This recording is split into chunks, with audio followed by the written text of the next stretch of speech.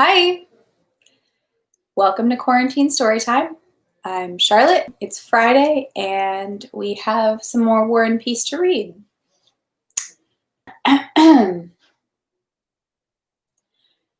Yeah. So, even though there's plenty of war and lack of peace happening, hopefully it will bring peace. I don't know what to say.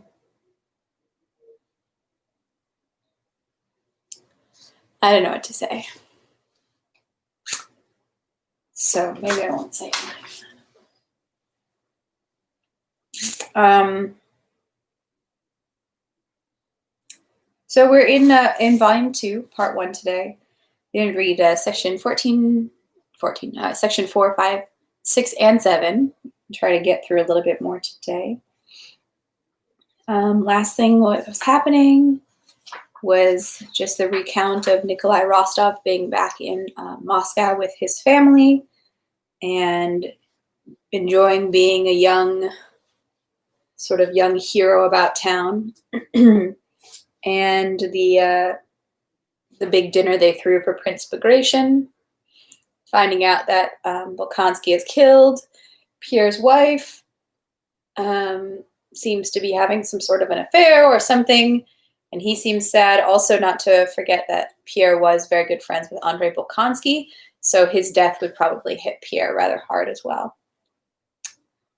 And Nikolai Rostov's dad is a hilarious, very emotional man, and I just love his reaction to everything all the time. So let's just begin, shall we? Thank you to those who are tuning back in. We have the playlist up still if you need to refer to it on my channel of all the past readings. And yeah, let's jump in. Pierre was sitting across from Dolokhov and Nikolai Rostov. He ate a lot and greedily and drank a lot, as usual, but those who knew him intimately could see that some great change had taken place in him that day. He was silent all through dinner, and squinting and wincing and looking around him, or fixing his eyes with a completely absent-minded air, rubbed the bridge of his nose with his finger. His face was dejected and gloomy. He seemed to see and hear nothing that was going on around him, and to be thinking of someone painful and unresolved thing. This unresolved question that tormented him came from the hints of the young princess in Moscow at Dolokhov's. This unresolved question that tormented him came from the hints of the young princess in Moscow at Dolokhov's intimacy with his wife, and from an anonymous letter he had received that morning, which said, with the mean jocularity of all anonymous letters, that he saw poorly through his spectacles, and that his wife's liaison with Dolokhov was a secret to no one but him. Pierre decidedly did not believe either the princess's hints or the letter, but it was scary for him now to look at Dolokhov, who was sitting in front of him. Each time his gaze chanced to meet Dolokhov's handsome, insolent eyes, Pierre felt something terrible and ugly rise up in his soul, and he quickly turned away. Involuntarily recalling all his wife's past and her relations with Dolokhov, Pierre saw clearly that what was said in the letter might be true, might at least seem true, if it had not concerned his wife. Pierre involuntarily recalled how Dolokhov, to whom everything had been restored after the campaign, had returned to Petersburg and come to see him. Using his relations of carousing friendship with Pierre, Dolokhov had come straight to his house, and Pierre had put him up and lent him money. Pierre recalled how Helene, smiling, had expressed her displeasure at Dolokhov's living in their house, and how Dolokhov had cynically praised his wife's beauty to him, and how, from then until they came to Moscow, he had not parted from them for a minute. Yes, he's very handsome, thought Pierre. I know him. For him, there would be a special charm in disgracing my name and laughing at me, precisely because I solicited for him, took him in and helped him. I know, I understand what salt it would give his deceit in his own eyes, if it were true. Yes, if it were true, but I don't believe it. I have no right to, and cannot believe it. He recalled the expression on Dolokhov's face, assumed in moments when cruelty came over him, as when he tied the policeman to the bear and threw him into the water. or when he challenged a man to a duel for no reason, or killed a cabbie's horse with a pistol. That expression was often on Dólokhov's face when he looked at him. Yes, he's a duelist, thought Pierre. To kill a man is nothing to him. He must think everybody's afraid of him. It must make him feel good. He must think I'm also afraid of him, and in fact, I am afraid of him, thought Pierre. And again, all these thoughts, he felt something frightful and ugly rise up in his soul. Dólokhov, Denisov, and Rostov now sat facing Pierre and seemed very merry. Rostov talked merrily with his two friends, one of whom was a dashing hussar. The other was a notorious duelist and scapegrace, and from time to time glanced mockingly at Pierre, who stood out at this dinner because of his concentrated, absent-minded, massive figure. Rostov looked at Pierre unkindly first, because in his hussar's eyes Pierre was a rich civilian, the husband of a beauty, and generally an old woman. Second, because Pierre, in his concentrated and absent-minded mood, had not recognized Rostov and had not responded to his bow. When they drank to the sovereign's health, Pierre, being deep in thought, did not raise or take his glass. "What's with you?" Rostov shouted, looking at him with rapturously spiteful eyes.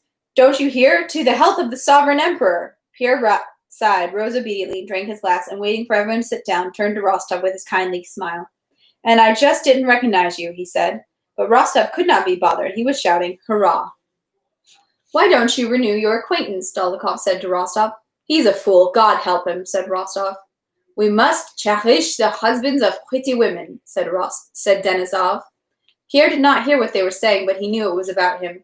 He blushed and turned away. "Well, now, to the health of beautiful women," said Dólokhov, and with a serious expression, but with a smile at the corners of his mouth, he turned to Pierre, glass in hand. "To the health of beautiful women, Petrushka, and of their lovers," he said. Pierre, his eyes lowered, drank from his glass without looking at Dólokhov or answering him.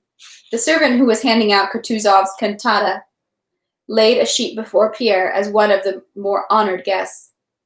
Pierre was about to pick it up, but Dólokhov leaned across, snatched it from his hands, and began to read it. Pierre looked at Dólokhov. The pupils of his eyes sank. Then the something terrible and ugly that had sickened him during the dinner rose up and took possession of him. He leaned his entire corpulent body across the table. "Don't you dare take it," he cried. Hearing this cry, and seeing to whom it was addressed, Novitzky and Pierre's neighbor on the right turned fearfully and hastily to Bezukov. "Enough! Enough! What's wrong?" Frightened voices whispered. Dólokhov looked at Pierre with his light, merry, cruel eyes, and with the same smile, as if saying, "Ah, this is what I like." "I won't give it to you," he said distinctly. Pale, his lip trembling, Pierre tore at the page. You are a scoundrel, I challenge you," he said, and having moved his chair back, got up from the table. The very second he did so and uttered those words, he felt that the question of his wife's guilt, which had tormented him all day that past day, was definitely and indubitably resolved in the affirmative. He hated her and was severed from her forever. In spite of Denisov's plea that Rostov not get involved in the affair, Rostov agreed to be Dólokhov's second, and after dinner talked over the conditions of the duel with Novitzky, Bezukov's second. Pierre went home, and Rostov sat in the club with Dólokhov and Denisov till late in the evening, listening to the gypsies and the singers. "So till tomorrow in Sokolniki," said Dólokhov, taking leave of Rostov on the porch of the club. "And you're calm?" asked Rostov. Dólokhov stopped. "Look, I'll reveal to you in 2 words the whole secret of a duel. If you're going to duel, and you write your will and tender letters to your parents, if you think you may be killed, you're a fool and are certainly lost. You should go with the firm intention of killing him as quickly and as certainly as possible. Then everything's in good order. As our bear hunter in Kostroma used to say, 'How can you not be afraid of a bear?' he'd say. But once you see him, your fear goes away except of letting him escape. Well, that's how I am. À demain, mon cher." The next day at 8 o'clock in the morning, Pierre and Novitzky arrived at Sokolniki woods and found Dólokhov, Denisov, and Rostov already there. Pierre had the look of a man occupied with some consideration of no concern to the present affair. His pinched face was yellow. He obviously had not slept that night. He looked around absent-mindedly and winced as if from the bright sun. 2 considerations occupied him exclusively: the guilt of his wife, of which, after the sleepless night, not the least doubt remained, and the innocence of Dólokhov, who had no reason whatever to preserve the honor of a man who was a stranger to him. "Maybe I would have done the same thing in his place," thought Pierre. I even certainly would have done the same thing. Why this duel, this murder? Either I'll kill him, or he'll hit me in the head, in the elbow, in the knee. Leave here, run away, bury myself somewhere, came to his head. But precisely in the moments when such thoughts came to him, he, without that especially calm and absent-minded air, which inspired respect in those who looked at him, would ask, "Will it be soon? Are we ready?" When everything was ready, the swords stuck in the snow to mark the barrier to which they had to walk, and the pistols loaded, Nowitzki came over to Pierre. "I would not be fulfilling my duty, Count," he said in a timid voice, "and would not justify the trust and honor you have shown me by choosing me as your second, if I did not tell you the whole truth at this very important moment. I think this affair has no sufficient grounds, and is not worth shedding blood over. You were wrong. You lost your temper." "Ah, yes, terribly stupid," said Pierre. "Then allow me to convey your regrets, and I'm certain that our adversaries will agree to accept your apology," said Nowitzki, like the other participants in the affair, and like everyone in similar affairs, not believing that things would go so far as an actual duel. "You know, Count, it's much more noble to acknowledge your mistake than to bring the matter to a point beyond repair. There was no offense on either side. Allow me to talk it over." "No. What is there to talk about?" said Pierre. "It makes no difference. So are we ready?" he added. "Only tell me, where am I to go and where am I to shoot?" he said with an unnaturally meek smile. He took the pistol in his hands and began asking how to pull the trigger, because until then he had never handled a pistol, something he did not want to admit. "Ah, yes, like that. I know. I just forgot," he said. "No apologies. Decidedly nothing," Dólokhov replied to Denísov, who, for his part, also made an attempt at reconciliation, and he also walked to the designated place. The place chosen for the duel was some 80 paces off the road, where the sleighs had been left, in a small clearing in the pine woods covered with snow wet from the thaw that had set in over the last few days. The adversaries stood some 40 paces from each other at the edges of the clearing. Nowitzki and Denísov measured out the paces, left tracks imprinted in the deep wet snow from the places where they were standing to their swords, marking the barrier, and struck into the ground 10 paces apart. The thaw and the fog persisted. A distance of 40 paces, they could not see each other clearly. In 3 minutes all was ready, and still they were slow to begin. Everyone was silent. Section 5. "Well, begin," said Dólokhov. "Let's," said Pierre, with the same smile. It was becoming frightening. It was obvious that the affair, having begun so lightly, could no longer be prevented by anything, that it was going on by itself, independently of men's will, and would be accomplished. Denísov first went to the barrier and announced, "Since the adversaries have refused a reconciliation, kindly begin. Take your pistols, and at the word 'three,' start walking towards each other." "1, 2, 3, Denísov cried out angrily and stepped aside. The two men began walking over the imprinted tracks, getting closer and closer, and recognizing each other in the fog. The adversaries had the right to fire at any time while coming to the barrier. Dólokhov walked slowly, without raising his pistol, his light, shining blue eyes peering into his adversary's face. On his mouth there was, as usual, the semblance of a smile. At the word 3, Pierre walked forward with quick steps, getting off the beaten track and stepping into the untouched snow. Pierre stretched his arm out and held the pistol as if he was afraid of killing himself with it. He carefully put his left hand behind him, because he would have liked to support his right hand with it and knew that was not allowed. Having gone some 6 paces and veered off the track into the snow, Pierre looked down at his feet, again gave a quick glance at Dólokhov, and pulled his finger as he had been taught. Fired. Never expecting such a loud noise, Pierre gave a start, then smiled at his own impression and stood still.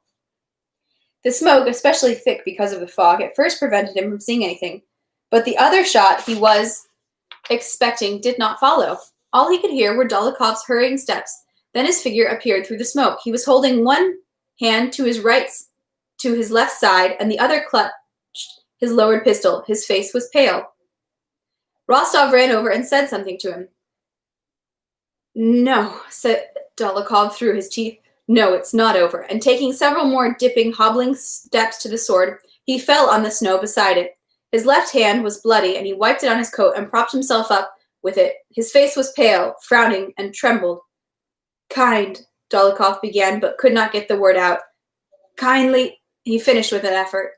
Pierre barely holding back his sobs, ran towards Dolokhov and was about to cross the space separating the bearers when Dolokhov cried, "To the barrier!" And Pierre, realizing what it was about, stopped at his sword. Only 10 paces separated them. Dolokhov lowered his head to the snow, bit at it greedily, raising his head again, pulled himself together, tucked his legs under, and sat up, trying to find a steady point of balance. He filled his mouth with cold snow and sucked on it. His lips trembled, but went on smiling. His eyes glistened with the effort and the anger of a last summoning of strength. He raised his pistol and began to take aim. "Turn, cover yourself with the pistol," said Novitzky. "Cover yourself!" Even Denisov could not help crying to his adversary. Pierre, with a meek smile of pity and regret, his legs and arms spread helplessly, his broad chest exposed, stood before Dolokhov and looked at him sorrowfully. Denisov, Rostov, and Novitzky closed their eyes. The shot and Dolokhov's angry cry came simultaneously. "Missed!" cried Dolokhov, and strengthless he sprawled face down on the snow. Pierre clutched his head and, turning around, walked off towards the woods, treading on the untouched snow and mouthing incoherent words aloud. "Stupid, stupid, death, lies," he repeated, wincing. Novitzky stopped him and took him home. Rostov and Denisov drove off with the wounded Dolokhov. Dolokhov, silent, his eyes closed, lay in the sleigh and did not answer a word to the questions they put to him. But as they entered Moscow, he suddenly came to, and raising his head with difficulty, took the hand of Rostov, who was sitting next to him. Rostov was struck by the totally altered, unexpectedly and rapturously tender expression on Dolokhov's face. "Well, so, how do you feel?" asked Rostov. "Rotten, but that's not the point." "My friend," Dolokhov said in a halting voice, "where are we? We're in Moscow, I know. Never mind me, but I've killed her. She won't survive it. She won't survive." "Who?" asked Rostov. My mother, my angel, my adored angel, my mother." And Dolokhov wept, pressed Rostov's hand. When he had calmed down a little, he explained to Rostov that he lived with his mother, and that if his mother saw him dying, she wouldn't survive it. He begged Rostov to go and prepare her. Rostov went ahead to carry out his errand, and to his great surprise discovered that Dolokhov, this rowdy duelist, lived in Moscow with his old mother and hunchback sister, and was a most affectionate son and brother. Section 6. Of late, Pierre had rarely seen his wife alone. Both in Petersburg and in Moscow, their home was constantly full of guests. The night after the duel, he did not go to his bedroom, but remained, as he often did, in his father's enormous study, the same in which old Count Bezukhov had died. Tormenting as the inner work of the previous sleepless night had been, still more tormenting work was beginning now. He lay down on the sofa and wanted to fall asleep in order to forget all that had happened to him, but he could not do it. Such a storm of feelings, thoughts, and memories suddenly arose in his soul that he not only could not sleep, but could not stay in place, and had to jump up from the sofa and pace the room with quick steps. Now he pictured her in this initial time of their marriage with bare shoulders and weary, passionate eyes, and at once beside her he pictured Dolokhov's handsome, insolent, and firmly mocking face as it had been at the dinner, and the same face of Dolokhov, pale, trembling, and suffering as it had been when he had turned and fell on the snow. "What has happened?" he asked himself. "I killed a lover, yes, I killed my wife's lover, yes, it happened. Why? How did I come to that?" "Because you married her," an inner voice answered. "But what am I to blame for?" he asked. "For having married her without loving her, for deceiving both myself and her." And he vividly pictured that moment after supper at Prince Vasily's when he had spoken those words, "Je vous aime," which had refused to come out of him. "It's all because of that. I felt then, too," he thought. "I felt then that it was wrong, and that I had no right to it. And so it turned out." He recalled their honeymoon and blushed at the recollection. Especially vivid, insulting, and shameful for him was the recollection of how once, soon after his marriage, he had come from his bedroom to his study before noon wearing a silk dressing gown, and in his study he had found his head steward, who bowed respectfully, looked at Pierre's face at his dressing gown, and smiled slightly as if expressing with this smile a respectful sympathy for his employer's happiness. "How many times I felt proud of her," he thought, "proud of her majestic beauty, her worldly tact, proud of my house in which she received all Petersburg, proud of her inaccessibility and beauty. So this is what I was proud of? I thought then that I didn't understand her. How often, pondering her character, I said to myself that I was to blame, that I didn't understand her and didn't understand that eternal calm, contentment, and lack of any predilections and desires. The whole answer was in this terrible word that she is a depraved woman. I said this terrible word to myself, and everything became clear. Anatoly would come to borrow money from her and would kiss her bare shoulders. She didn't give him the money, but allowed him to kiss her. Her father, joking, tried to arouse her jealousy. She said with a calm smile that she was not so stupid as to be jealous. He can do as he likes, she said of me. I asked her once whether she felt any signs of pregnancy. She laughed scornfully and said she was not such a fool as to want to have children, and that she would not have children from me. Then he recalled the clarity and coarseness of thought and the vulgarity of expression typical of her, despite her upbringing in high aristocratic circles. I'm not such a fool. Go and give it a try. Allez-vous promener, she used to say. Often, looking at her success in the eyes of old and young men and women, Pierre would not understand why he did not love her. And I never loved her, Pierre said to himself. I knew she was a depraved woman, he repeated, but I didn't dare admit it to myself. And now Dólokhov, sitting on the snow with a forced smile, maybe dying, responding to my regret with some sort of swagger. Pierre was one of those people who, despite their ostensible weakness of character, as it is called, did not seek to confide their grief. He worked over his grief alone with himself. She alone is to blame for everything. Everything, he said to himself. But what of it? Why did I bind myself to her? Why did I say that je vous aime to her, which was a lie, and still worse than a lie, he said to myself. I'm to blame, and I must bear. But what? The disgrace to my name? The unhappiness of my life? It's all nonsense, he thought. The disgrace to my name and honor. It's all a convention. It's all independent of me. Louis XVI was executed for being, as they said, dishonest and criminal, came into Pierre's head. And they were right from their point of view, and equally right from those who died a martyr's death for him and counted him among the saints. Then Robespierre was executed because he was a despot. Who's right and who's wrong? No one. You're alive, so live. Tomorrow you'll die, just as I would have died an hour ago. And is it worth suffering when there's only a second left to live compared with eternity? But the moment he considered himself comforted by this sort of reasoning, he suddenly pictured her in those moments, when he had shown her his insincere love most intensely, and he felt the blood rush to his heart, and had to get up again and move about and break and tear things that happened to be within reach. Why did I say je vous aime to her? He kept repeating to himself, and having repeated this question for the 10th time, Molaire's Mais que diable allait-il faire dans cette galère came to his head, and he laughed to himself. His Molaire's, but what the devil was he going to do in the gallery? What did he get himself into that mess for? Would come into his head, and he laughed at himself.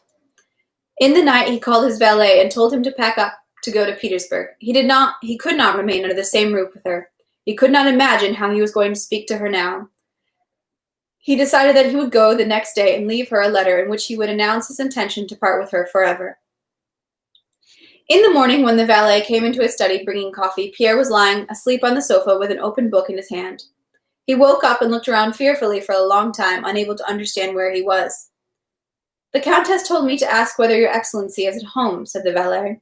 But before Pierre could decide on what answer he would give, the Countess herself, in a white satin dressing gown embroidered with silver and with her hair done up simply, two enormous braids wound twice around her lovely head, en diadème, came into the room calmly and majestically.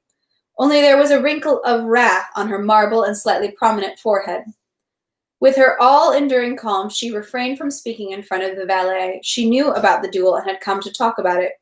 She waited until the valet set down the coffee and went out. Pierre looked at her timidly through his spectacles, and, as a hare surrounded by hounds presses its ears back and goes on sitting in full view of its enemies, so he attempted to go on reading, but he felt that it was senseless and impossible, and again glanced at her timidly. She did not sit down, and looked at him with a contemptuous smile, waiting for the valet to leave. What is this? What have you done, I ask you? She said sternly. I? What? I? Said Pierre. What a brave fellow we've got here. Well, answer, what is this duel? What did you want to prove by it? What, I ask you? Pierre shifted heavily on the sofa, opened his mouth, but could not answer. Since you won't answer, I'll tell you, Hélène went on. You believe everything you're told. You were told, Hélène laughed, that Dólokhov is my lover. She said in French, with her coarse precision of speech, pronouncing the word lover like any other word. And you believed it. But what did you prove by it? What did you prove by this duel? That you're a fool. Que vous êtes un sot. Everybody knew that already. What will it lead to? That I will become the laughingstock of all Moscow, that everyone will say that you, in a drunken state, forgetting yourself, challenged to a duel a man of whom you were groundlessly jealous. Helene raised her voice and became more and more inspired. And who is better than you in all respects? Pierre grunted without looking at her or stirring any limb of his body. And why should you believe that he is my lover? Why? Because I like his company, and that if you were more intelligent and agreeable, I'd prefer yours. Don't speak to me, I beg you, Pierre whispered hoarsely.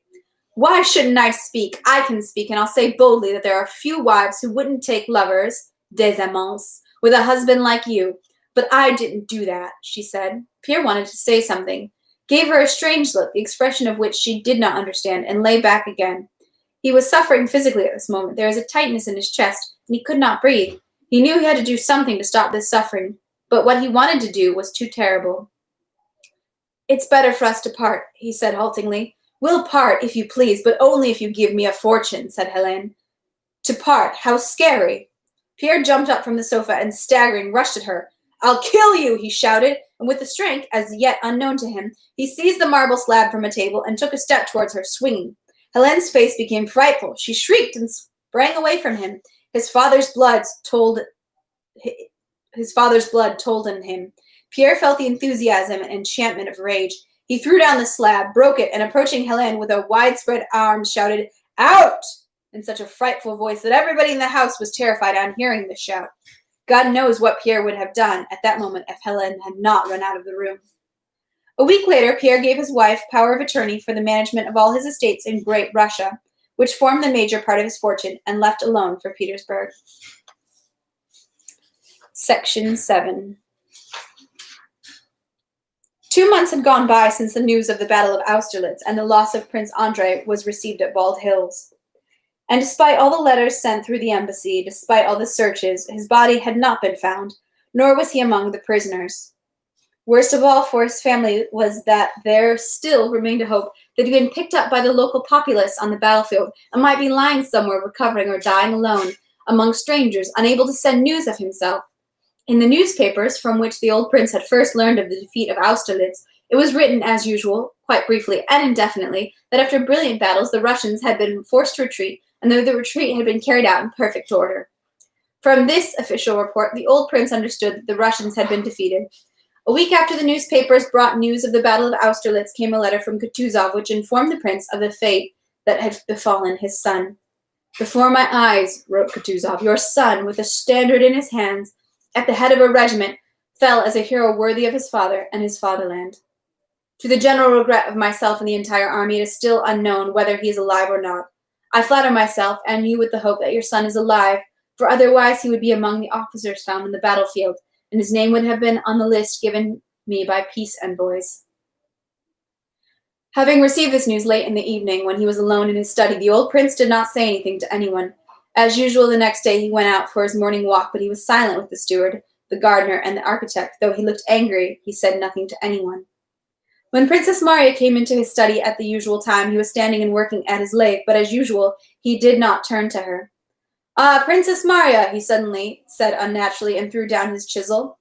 The wheel went on turning by inertia. Princess Marya long remembered the dying creak of the wheel, which merged for her with what followed after. Princess Marya moved towards him, saw his face, and something suddenly sank inside her. Her eyes ceased to see clearly. By her father's face, not sad, not crushed, but angry and working itself unnaturally, she could see that there, above her, hanging about her, and crushing her, was a terrible misfortune. The worst misfortune in life, one she had not yet experienced, an irreparable, inconceivable misfortune, the death of a loved one.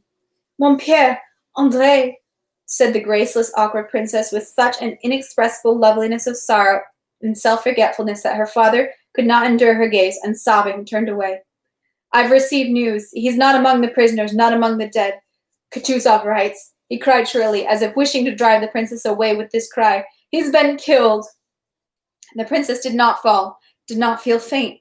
She had been pale to begin with, but when she heard these words, her face changed and something lit up in her luminous, beautiful eyes. It was as if joy, the supreme joy, independent of the sorrows and joys of this world, poured over the deep sorrow that was in her. She forgot all her fear of her father, went up to him, took him by the hand and pulled him to her, embraced his dry, sinewy neck. Mon Pierre, she said, don't turn away from me. Let's weep together. Villains! Scoundrels! Cried the old man, pulling his face away from her. To destroy an army, to destroy men! Why? Go and tell Lisa. The princess sank strengthlessly into an armchair next to her father and wept. She now saw her brother at the same moment when he had taken leave of her and Lisa, with his tender and at the same time arrogant air, saw him at the moment when tenderly and mockingly he had put on the little icon. Did he believe? Did he repent of his unbelief? Was he now there in the place of eternal rest and bliss? She wondered. Mon Pierre, tell me how it happened, she asked through her tears. Go, he was killed in battle, into which they led the best of Russian men and Russian glory to be killed. Go, Princess Marya, go and tell Lisa. I'll come. When Princess Marya came back from her father, the little princess was sitting over her work. She looked at Princess Marya with that special expression of an inward and happily serene gaze that only pregnant women have. It was clear that she did not see Princess Marya, but was looking deep inside herself into something happy and mysterious that was being accomplished in her. Marie, she said, leaving the embroidery frame and throwing herself backwards, give me your hand. She took the princess's hand and placed it on her belly. Her eyes were smiling in expectation. Her little lip with its mustache rose and remained raised in a childishly happy way. Princess Marya knelt before her and hid her face in the folds of her sister-in-law's dress. There, do you feel it? It's so strange. And you know, Marie, I'll love him very much, Lisa, said Lisa, looking at her sister-in-law with shining, happy eyes. Princess Marya did not raise her head. She was weeping. What's the matter, Masha? Never mind. I just feel sad about Andrei, she said, wiping her tears on her sister-in-law's knees. Several times in the course of the morning, Princess Marya began to prepare her sister-in-law, and each time she began to weep. These tears, the reason for which the little princess did not understand, alarmed her, though she was little attentive. She did not say anything, but glanced around anxiously, as if looking for something. Before dinner, the old prince, whom she had always been afraid of, came into her room, now with an especially uneasy, angry face, and left without saying a word. She looked at Princess Marya, then became thoughtful, with that expression of inward attention that pregnant women have, and suddenly began to cry. Have you received something from Andrei? She asked. No, you know it's still too early for any news, but Mon Pierre worries and I'm frightened. So there's nothing? Nothing, said Princess Marya, looking firmly at her sister-in-law with her luminous eyes. She had decided not to tell her and persuaded her father to conceal the terrible news from her sister-in-law until her delivery, which was expected any day. Princess Marya and the old prince, in their own ways, bore with the grief and concealed it. The old prince did not want to hope. He decided that Prince Andrei had been killed, and though he sent an official to Austria to look for his son's traces, he ordered a gravestone for him in Moscow, which he intended to put in his garden, and told everyone that his son had been killed. He tried to go on with his old way of life unchanged, but his strength failed him. He walked less, ate less, slept less, and grew weaker every day. Princess Marya went on hoping. She prayed for her brother for as one of the living, and expected news of his return any moment.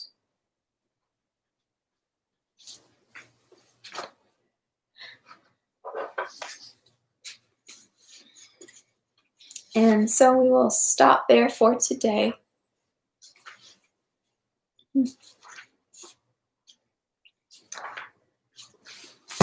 And that's all we have for today. Maybe Prince Andrei still is living. Maybe. I'm not sure what to make of Pierre's duel. I never really liked the Dolokhov character, so I'm kind of okay that he might have died. He always seemed like sort of a mean fellow. I'm not sure about Princess Helene.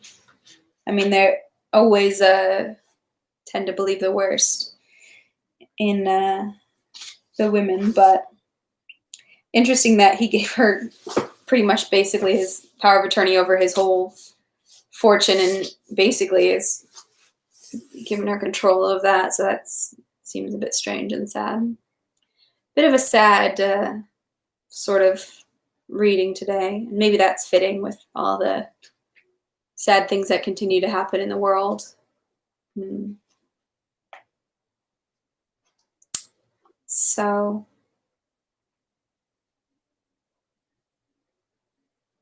Yeah, not sure what to say right now. Um,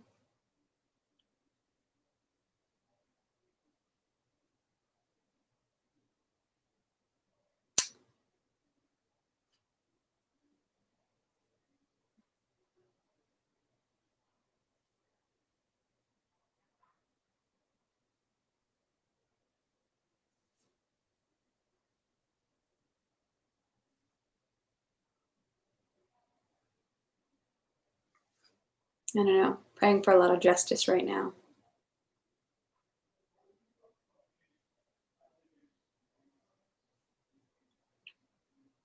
For breaking of chains, and not just physical chains, but chains of the mind, I suppose.